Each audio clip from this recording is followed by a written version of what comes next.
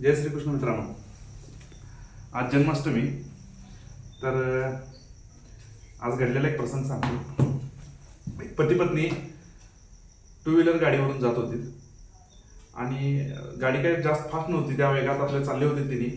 तर जाताना अचानक त्या पाठीमागे बसलेल्या महिलेची जी ओढणी असते ती चाकामध्ये अडकली आणि दोघंही, ती महिला पहिला गाडीवरून पडली आणि गाडीचा तोल जाऊन पुन्हा तो तिचा नवराही पुढे जाऊन पडला आणि थोड्या अंतरावरती दोघंही घसपटत गेले.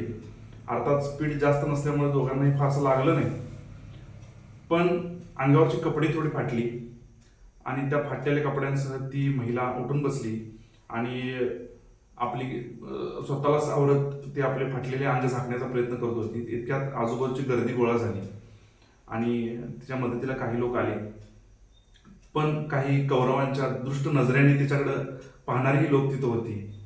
आणि मी तिथं जाण्यापूर्वीच एक रिक्षावाला पटकन तिथे रिक्षा थांबवला आणि त्याने त्या आपल्या ज्या रिक्षामध्ये एक हातातलेली त्याची सीटवरती एक चादर होती, ती चादर त्याने काढून त्या ताईच्या अंगावरती टाकली आणि तिला पटकन आपल्या रिक्षामध्ये बसवला आणि तिच्या नवऱ्यालाही रिक्षामध्ये बसवला आणि त्याने तिची विचारपूस केली की ताई, तुम्हाला कुठे सोडू.